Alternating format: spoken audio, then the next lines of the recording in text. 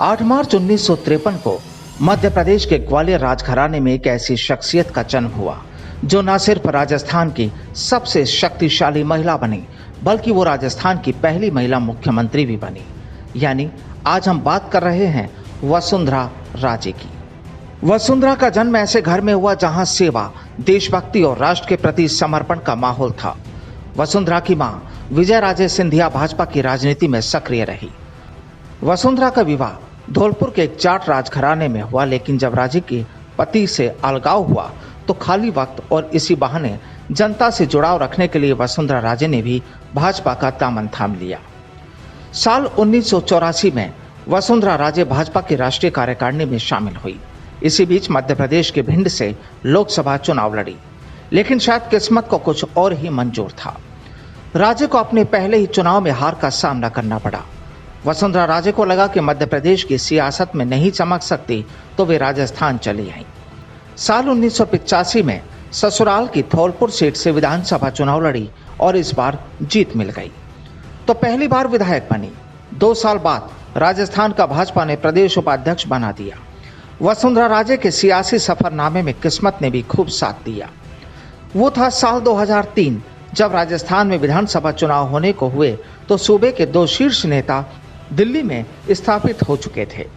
भैरव सिंह शेखावत जहां उपराष्ट्रपति बन चुके थे तो जसवंत सिंह केंद्रीय मंत्री रहे।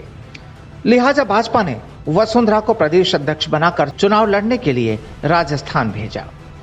वसुंधरा राजे ने चुनाव के मद्देनजर प्रदेश भर में परिवर्तन यात्रा निकाली। इस यात्रा के जरिए वसुंधरा राजे आम जनता से मिलती थी। खासतौर से वसुंधरा राजे महिलाओं को लुभाने के लिए जिस इलाके में जाती उसी इलाके की वेशभूषा पहनकर जाती थी। लिहाजा नतीजा ये हुआ कि वसुंधरा का मतदाताओं पर जादू नजर आया। विधानसभा चुनाव में वसुंधरा राजे भारी बहुमत के बल पर पार्टी को सत्ता में ले आई। चुनाव परिणाम आया तो भाजपा ने 110 सीटें जीतकर पहली बार अपने दम पर राजस्थान में सरकार बनाई। इसी के साथ राजस्थान को पहली महिला मुख्यमंत्री मिली। वसुंधरा राजे को 8 दिसंबर 2003 से 10 दिसंबर 2008 तक राजस्थान के प्रथम महिला मुख्यमंत्री के बतौर कार्य करने का गौरव हासिल हुआ। इस दौरान आपने राजस्थान के समग्र विकास तथा विकास से वंचित लोगों के उत्थान के कार्यों को सर्वाधिक महत्व दिया। उनके इस कार्यकाल के दौरान अक्षय कलेवा, मिड डे मील योजना, पन्नाधाय, भामाशाही योजना और हाड़ी रानी बटालियन तथा महिला सशक्तिकरण जैसे कार्य हुए। 5 साल गुजर गए, लेकिन कहानी यहीं खत्म नहीं होती। साल 2009 में भाजपा को शिकस्त का सामना करना पड़ा। हालांकि राजे झालावाड़ के झालरापाटन क्षेत्र से पुनः निर्वाचित हुई।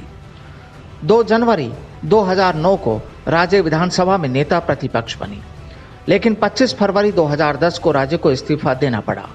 पर किस्मत ने फिर पलटी मारी और 2013 के विधानसभा चुनाव में प्रचंड जीत मिली। 5 साल शासन करने के बाद दिसंबर 2018 में वसुंधरा राजे को मुख्यमंत्री पद से इस्तीफा देना पड़ा। इस चुनाव में भाजपा को करारी हार मिली थी।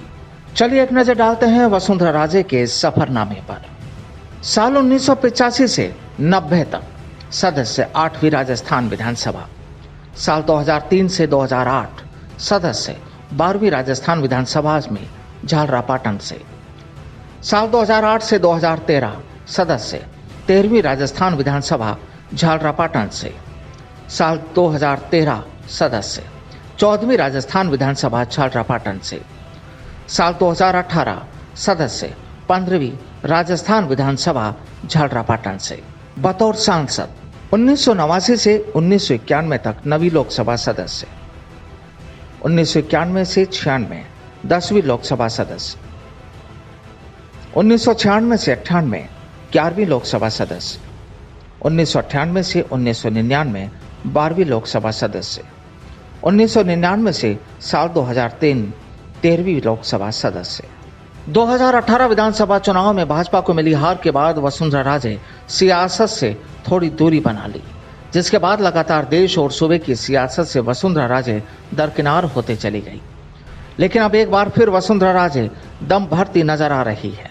वसुंधरा राजे की देवदर्शन यात्रा को उनकी रीलॉन्चिंग के तौर पर देखा जा रहा है, क्योंकि राजे के देवदर्शन यात्रा में बड़ी तादाद में विधायक और सांसद पहुंचे हैं। लिहाजा वसुंधरा राजे के लिए सबसे बड़ी चुनौती 2023 के चुनाव। ऐसे में करना होगा बस थोड़ा इंतजार। Bureau report, the fact India.